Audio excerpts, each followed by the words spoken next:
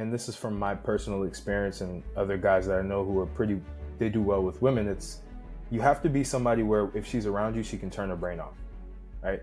And it doesn't matter, and people talk about alpha, beta, all of that. Like, there are women who are naturally just alpha women, right? Yeah. Like, they just naturally are more dominant. Those same women will love a guy who can make them turn their brain off.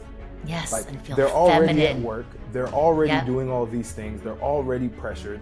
And if you're the guy who can handle everything else to where when she comes home, she can just let loose and she can be in her feminine frame, then now you become the person who is her go-to. She's always attached to you. She wants to be around you because you bring that out of her.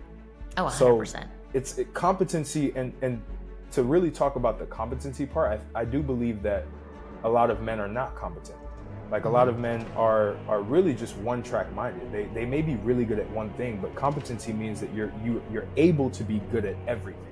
Hey guys, welcome to another episode of the Ask Women podcast.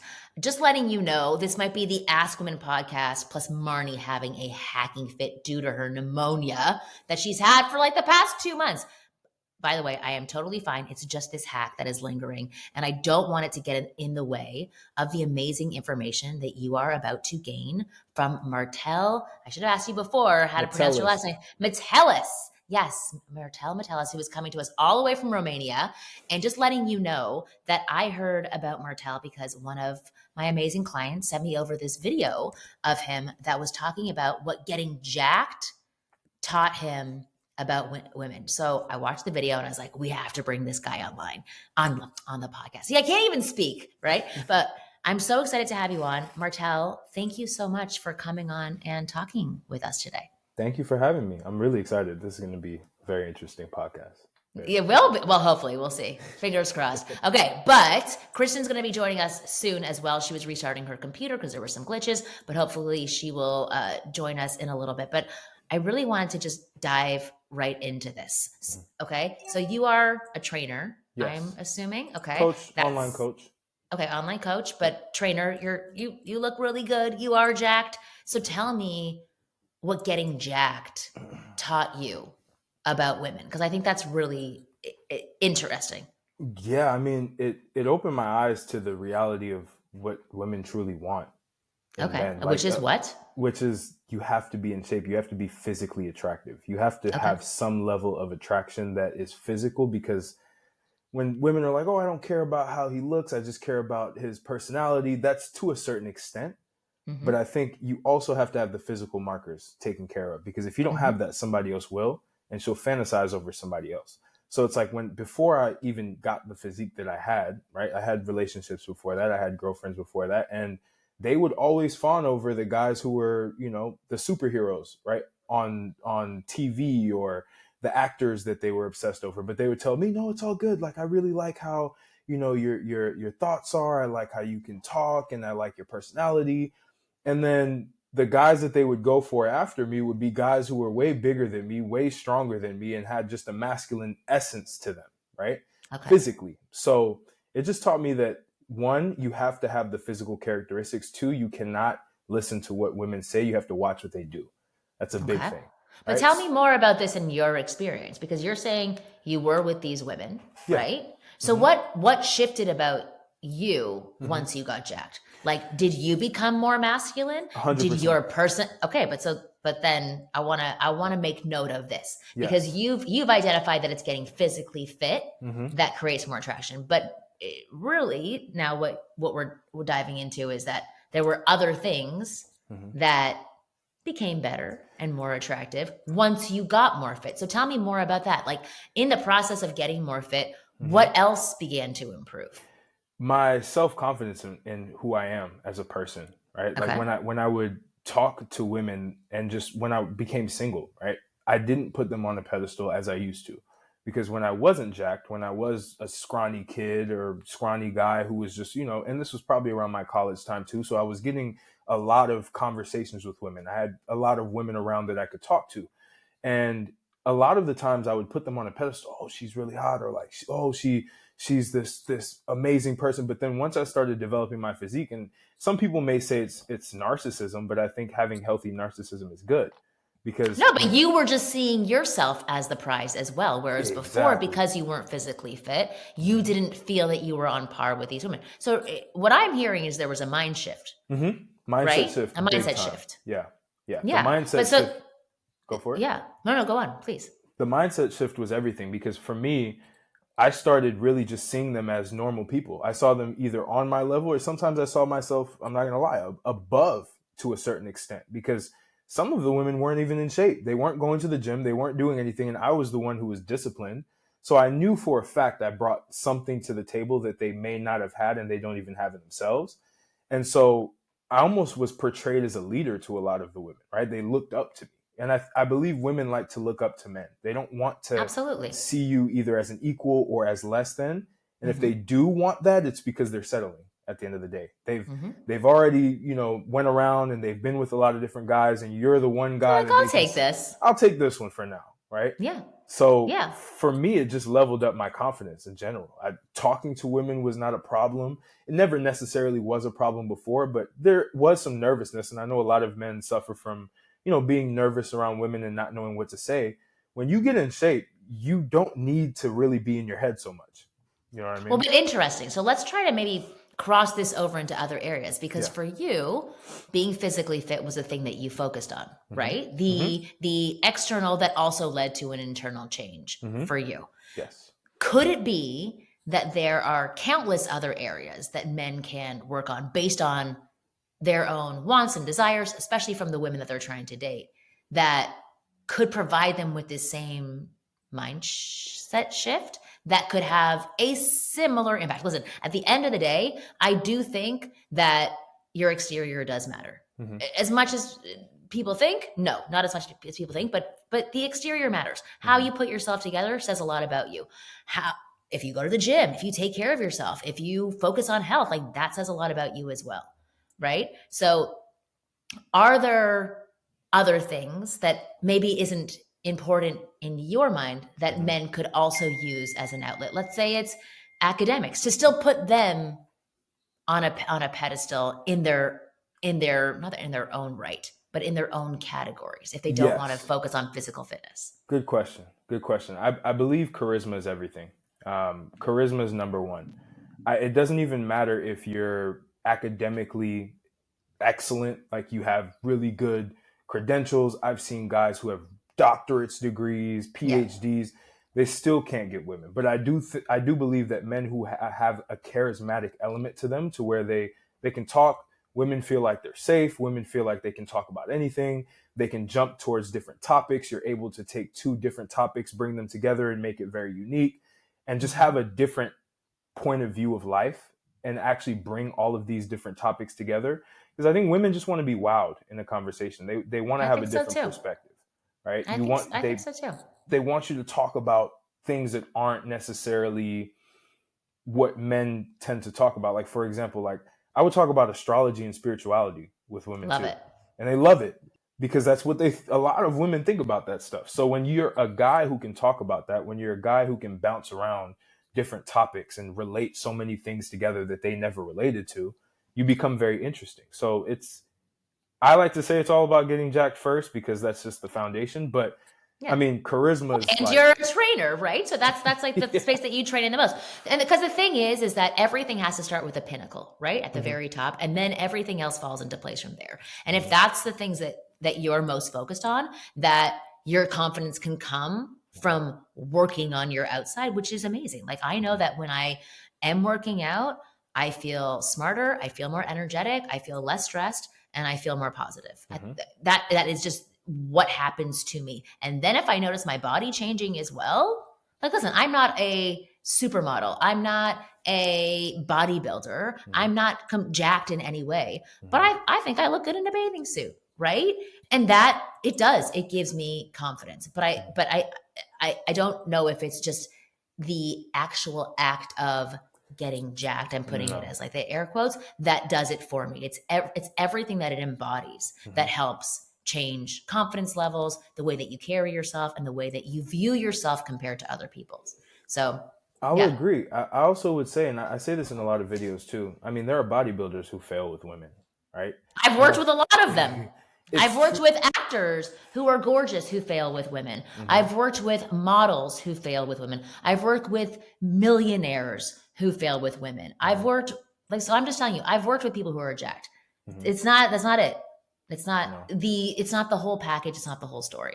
Yeah, I agree. I think when you over index too much on the physical, which a lot of bodybuilders do, and it's a coping mechanism at the end of the day, right? And Yeah. that's what I like to tell the guys on my channel. It's like it's not I'm not telling you to get jacked. I don't even know how that word became a thing. I literally used it for a couple times and it became I don't Right. even use this in my day to day. Right. But it's what you use it for that It's your helps. It's how outlet. you it's the It's your outlet. focus and It's the effort. yes, and it's also can you utilize that to amplify all of the other aspects of you versus okay, yes, you're in shape, you're this gym bro. Like I don't like gym bros. I used to be one at a certain point in time. Yeah. It's a coping mechanism because you don't know how to socialize publicly. You don't necessarily have the confidence outside of the gym. That's the only place that you feel like you're competent in. And so I don't believe that it's the only thing. I don't believe getting jacked is how women are attracted to you at all. But I do believe that if you have all of the other aspects and you also have that, Oh yeah. You're the you're like a prize. superhero, you Oh, know? 100%. 100%. Welcome, Kristen. Kristen just restarted her computer. So she is on with us right now. And we're talking about what women are attracted to and what really is the impetus for attraction, for confidence. And Martel was saying at the beginning that what he learned from getting jacked was like physical appearance does matter. But I think what we've sort of decided is that physical appearance actually matters more to you as an Hmm. individual. When you Hmm. felt like you looked better on the outside, you presented yourself better. You were more Hmm. confident. You saw yourself on par with more attractive women.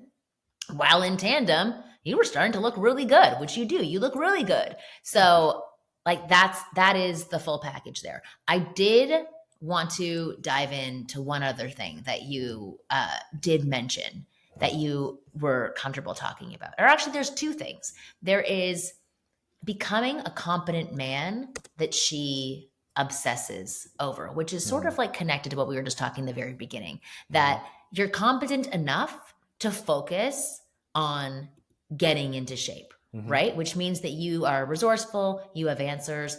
I want you to tell me more about what you mean when you say that. What does that mean? Becoming a Yeah, competent man. absolutely. So to start, I believe experience and other guys that I know who are pretty, they do well with women. It's you have to be somebody where if she's around you, she can turn her brain off, right? And it doesn't matter. And people talk about alpha, beta, all of that. Like there are women who are naturally just alpha women, right? Yeah. Like they just naturally are more dominant. Those same women will love a guy who can make them turn their brain off.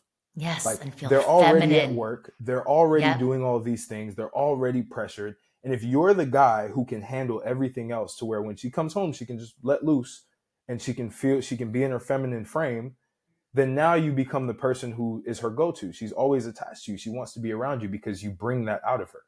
Oh, So 100%.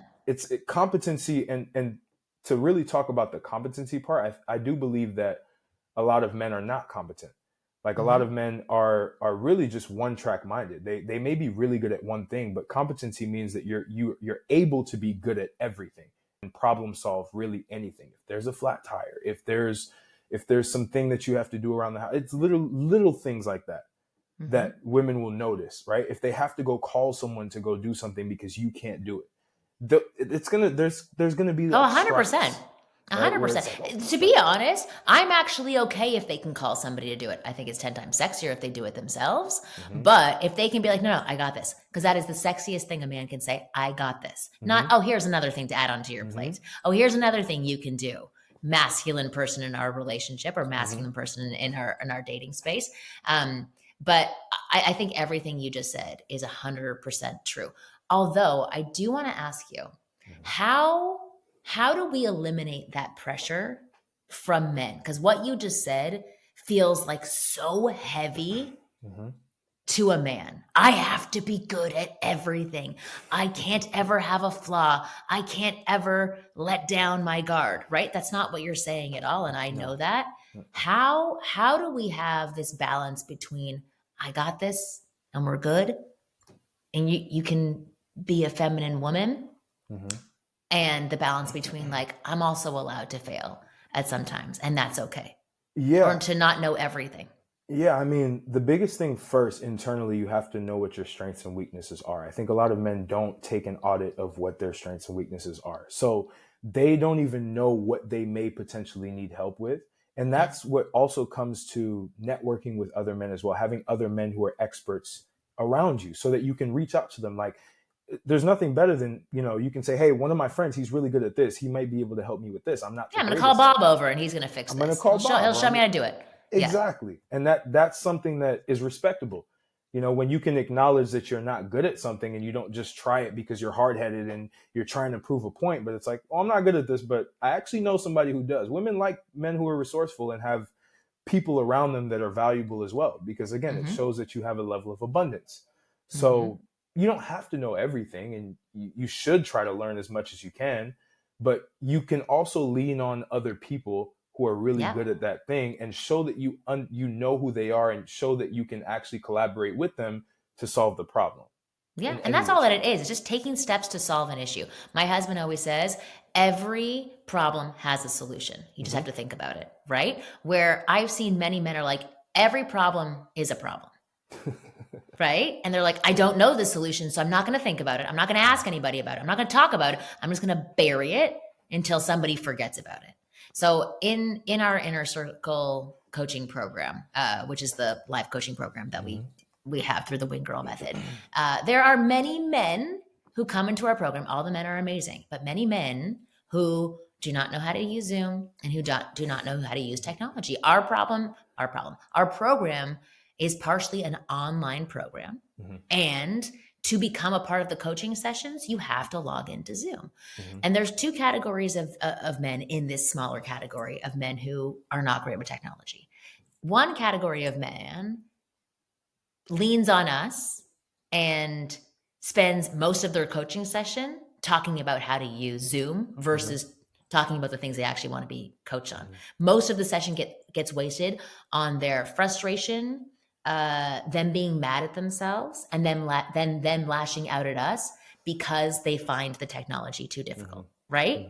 That is not a competent man. And that's not the type of men that we're teaching men to be. The other half may not know how to do it, but they find solutions. So one of my clients recently, I got on with him and he goes, I'm so glad that this worked. I had my son over here yesterday for an hour and a half to show me how to use this. We watched 2 YouTube videos and my son showed me how to do this. We practiced it 6 times.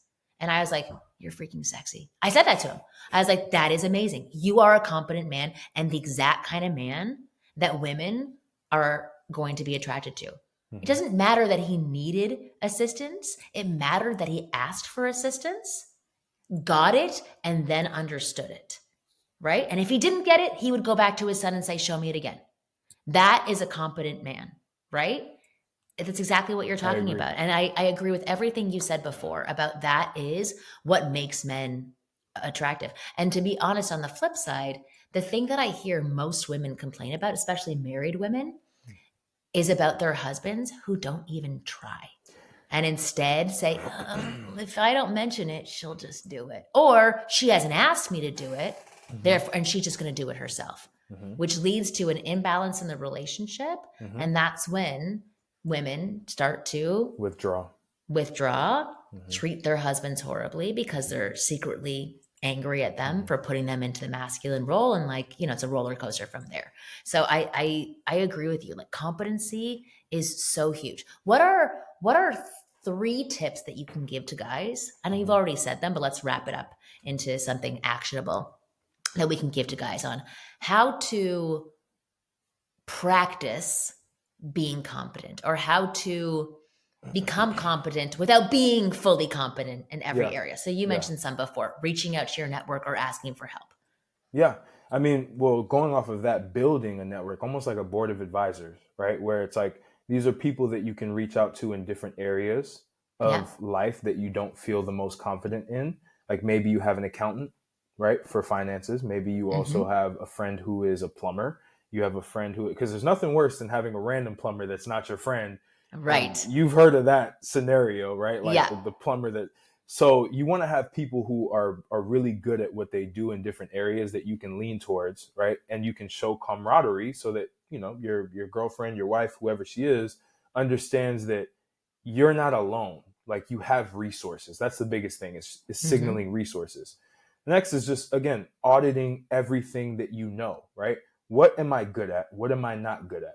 And the things that you're not good at, go find books. The internet is free. The internet has so It's many amazing. resources. Go on YouTube, watch free videos, learn how to actually do those things, and just go down the rabbit hole. Because what I've learned, at least, because I'm 27, right? But I've been able to learn a lot of things because I'm just naturally curious. So I guess that's my third point, is just be naturally curious about everything, right? And if you're not naturally curious, be forcefully curious. 100%. 100%. It's the same with, like, for example, it could be understanding wines, like knowing what different wines are, understanding food, understanding how to cook certain foods, right? Yeah. Just because it's just exposing yourself. It's just exposing yourself to information. Like, even, for example, when talking about like how to pleasure a woman, for example, right? So many guys write to me and say, okay, I'm this age. I've never slept with a woman. I've never kissed a woman. And they are so freaked out about being asked what their experience is or what their past experiences are. And they feel so shameful and so bad about their lack of experience that they really just don't want to interact with women, or they're so afraid to be found out that they don't even get to that stage with women because of the way that they're presenting themselves to these women. And I always tell them, information and educating yourself is the best thing that you can do when you have lack of experience, because that gives you some experience. And if anything, you'll have more information from many people who have a ton of experience, but may have been doing it wrong for a really long time. Yes. So if you arm yourself with education, just like you said, everything is available online. If you arm yourself with education, that builds up your confidence level, that builds up competency and comfort. So I think, like, being curious is actually one of the best tips that you recommended. I love all three of the things that you said. Bonus tip too. Yeah. And this is just for intersexual relationships in general. If you can just joke around about how you're not good at something, like just gesture about it and then learn it, right? Yes. So I think it's worse when you get frustrated visibly about it and you're just trying to just fight the fact that you don't know. Like, just joke around about it. Be like, I don't know. Or even, for example, like, I'm an idiot. I can't do right. I've never slept with a woman, but I mean, I'm willing to try and figure it out now. Yeah. Like, you can joke around about these things. Like, just make sure that you don't take it too serious, because then it's going to look like you're trying to do too much to make the woman feel like you're the man, when in reality, you just have to take it as a joke. Yeah. And as you said before, women like to be led. They like for men to kind of be in a position up here and for them to be able to fall into their feminine space. So if a guy's saying, like, oh, I've never gone down on a woman before, but I'm going to try really hard to figure it out. Does this feel good? That's going to put her at ease in a certain way, because what you're showing is you're a man who makes effort, a man who takes chances, a man who finds solutions. That is a man, versus a man who gets really afraid and really shameful about the things that he doesn't know. Exactly. Yeah, I love that. Okay, one other topic that I wanted to cover with you was this embracing your dark side that you had mentioned. So tell me more about that, because it kind of goes hand in hand with what you were just saying. But tell me more about your position on that. Yeah, I mean, the dark side, they call it like a dark triad, right? So there's three. There's Machiavellianism, there is psychopathy, and there's one more that I'm missing: narcissism. Right? What's psychopathy? What is, say that? Psychopathy. Word? So it's like What's psychopaths. That? Like psychopaths. Okay, right. Okay. So everybody has all three of these in them. Every human being has it. But most people, they don't know how to actually harness it for positive things. Okay. I know it sounds really weird, but... No, I'm totally intrigued. I'm totally excited to hear more.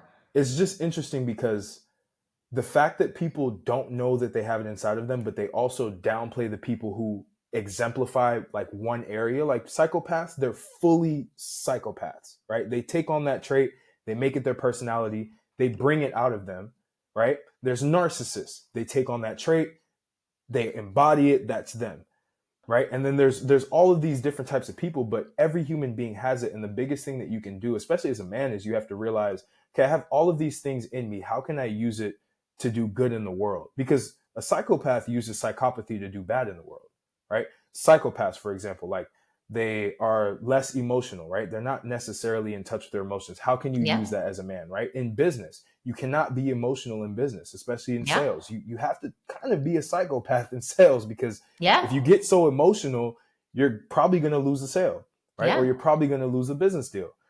Narcissism, it's the same with getting in shape, right? Like enjoying, like to look at yourself, like to be proud And of not who give you are. all of yourself to somebody else. Right. Exactly. And And like focus on focus you at on certain you. times. Yeah. Exactly. And so it's like you can take all of these traits and use them, and they're very attractive to women. Like women always say, "Oh, I don't like the narcissist." Yes, you do. You like that he looks at himself and he takes care of himself. You may not like the narcissists that go on the very deep end and like it's all about them and it becomes a toxic trait. The only reason why it becomes a Mm-hmm. toxic trait is because you're using it for negative. Yeah. Or it's all consuming where that's who you are Exactly. 95% of the time. So my microphone's on. So Mark Singh, who I've worked with a lot, he talks about his theory of 80, does he call it 80-20 or 80-100? But he was 80/20. basically saying throughout, no, I think he calls it 80-100. I don't know why he calls it 80-100, but basically his theory is, and the way that he interacts with women, even his soon-to-be wife, who he's been with for like 15 years and has a baby with, and they own property together, he only gives women at every stage of his relationships with them 80% of himself. That is his rule, right? So that's a little bit of a narcissist. Yeah. It's a little bit of a psychopath. Mm-hmm. And I don't know how that relates to Machiavelli, but It does. it does. Okay, It's so tell me, manipulation. right? Because you're not giving all of yourself. Mm-hmm. Interesting. You're still holding back a little bit, so that kid is a bit of control. Okay, that is true, but it's like a healthy level, Yeah. right? Or it's a healthy level of saying, I'm not giving everything to you. I'm going to respect you. I'm going to care for you. I'm definitely going to give to you and take care of you. Mm-hmm. But at the end of the day, I have to put myself first, Mm-hmm. right? Sometimes Yeah. we can be equal. And if you need things, I'm going to be there. I just loved how he explained it, because I got really mad at it when he first said it. I was like, why would you do this to manipulate? And he's like, no, let me break it down. I was like, oh, okay, that makes total sense. So, and I thought that it was a really good way to think about things, right? Yeah. And exactly what you said as well, if you embrace the dark side, it is sort of like, why does he call it 80-100? I'm just going to call it the 80% rule. Give yourself to women at every stage of interacting with them. Whether you've been married for 50 years, you still want to have that 20% that's about you, which means you go on your boys' nights, or you go on your day walks by yourself, or you go scuba diving alone every Sunday, or you sleep in your own room because it's what you need. You do you 20% of the time, and then give 80% of the time to the woman that's your partner. Be Yeah. respectful, hear her, be able to take care of yourself, be able to take care of both of you, be competent. I think it's a wonderful theory. And it even goes deeper into the nice guy syndrome. So when you notice guys who have the nice guy syndrome, they're actually leaning towards the dark side, but they're just constricting it. So it ends up they lash out. Like a lot of nice guys, they'll end up lashing out on women because women did them wrong, or the woman cheated on them, and because they were just so nice. Because I think nice guys are trying to get a positive reaction from women by, again, using the Machiavellian trait, by manipulating the situation, by making it seem like, oh, I'm this nice guy. Like, I don't care about sex at the end of the day. I don't care about any of this stuff. I Right. I want to do love, everything for you. Anything that right, you need. right. Yeah, And it's manipulation. Like it they're is. still using it, but they're using it in a negative way. So that's why a Yeah. lot of nice guys, they end up failing. But the guys who know how to use all of these traits and understand that it's inside of them and are unafraid of showing those things, they end up being way more attractive to women than the guys who are, trying to 100%. hide this stuff. 100%. I totally agree with you. Okay, I'm going to wrap this up here. Yeah. And then I'm going to make a request after we get off the call, but I'm going to make it here as well. I would love for you to come on and do a masterclass for my audience. I would love to. Okay. We're going to talk about it after I get off of this, because I think you would be fantastic. But thank you so much for coming onto the show. Please tell people how to find you, get more information from you, learn how to get jacked, even though you don't like using that word. I But love yeah, using tell the word people. now. I embraced it. Yeah, if you're looking to get jacked faster, you need help with that. My website is highstatusfitness.com. You can find me on socials, just at Martel, my first name, pretty much on TikTok, on Instagram. You can also find me on YouTube, just Martel Metellus. And yeah, we can connect on Instagram as well. We can go back and forth if you're interested and go from there. I love it. Okay, thank you so much for coming on and talking about this. New episodes of the Ask Women podcast come out every Thursday at 5 p.m. Pacific. Please go and subscribe to our show. Don't waste your time downloading, because you could be spending that time getting jacked or learning how to be competent in all these different areas that you should be competent in. Multi-dimensionally jacked. Multi-dimensionally jacked, which I absolutely love. All right, you guys are awesome. We'll see you next week.